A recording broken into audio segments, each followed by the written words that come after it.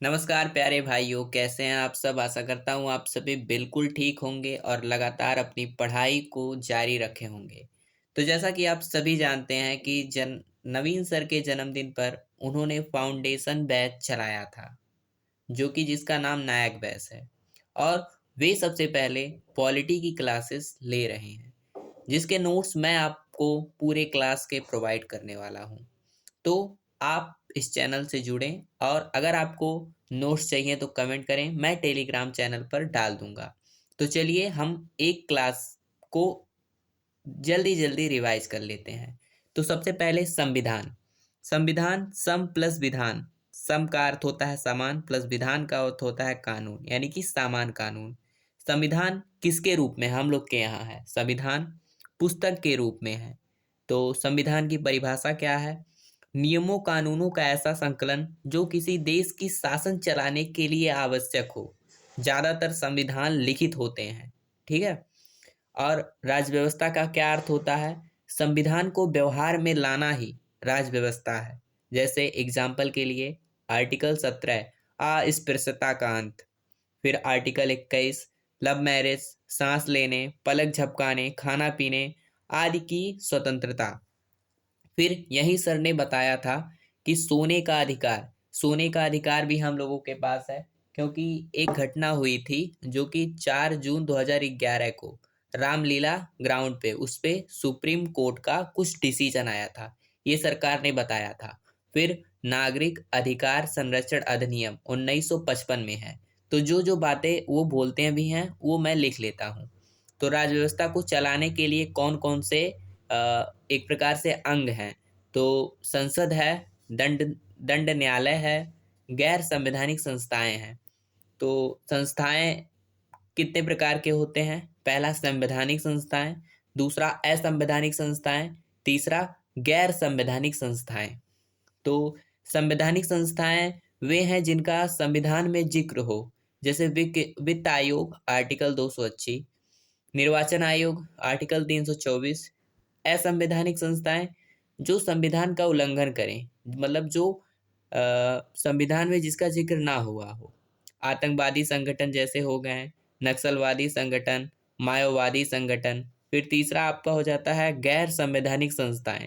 संविधान को लागू करने में जो संस्थाएं सहायक होती हैं, संविधान को लागू करने में जो सहायक होती हैं उनको गैर संवैधानिक संस्थाएं कहते हैं। अब यही उन्होंने बताया था नक्सलवाद को रोकने के लिए यूएपीए 1967 में आया।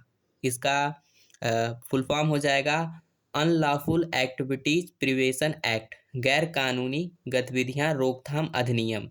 फिर यहाँ पे संवैधानिक संस्थाएं यानी कि वैधानिक संस्थाएं जो थी, जैसे नेशनल ह्यूमन राइट कमीशन 1993 में, सीआईसी केंद्रीय सूचना आयोग 2005 में, एनसीडब्ल्यू राष्ट्रीय महिला आयोग 1990 में इसका गठन हुआ। उसके बाद यहाँ पे उन्होंने 4 बातें बताई थी। संविधान का पहला काम यह है कि वह हमारी बुनियादी नियमों का ऐसा समूह उपलब्ध कराए जिससे समाज के सब सदस्यों में एक समन्वय और विश्वास बना रहे। समन्वय का मतलब होता है संयोग बना रहे। फिर संविधान का दूसरा काम यह स्पष्ट कराना है कि समाज में निर्णय की शक्ति किसके पास होगी, कौन सरकार किस मतलब कौन सी सरकार किस सरकार के पास शक्ति होगी और वह कैसे उसका निर्णय करेगा। संविधान यह भी तर्क करता है कि सरकार कैसे निर्मित होगी। तो हम लोग के यहाँ तो लोकतांत्रिक है, हम ही लोग चुन के सरकार बनाते हैं। संविधान का तीसरा काम यह है कि वह सरकार पर कुछ सीमाएं लगाएं कि वह उसका उल्लंघन कभी ना करे। आपातकाल बताए थे 352, 356 और 360। इसमें आपका कोई बाहरी मतलब युद्ध हो या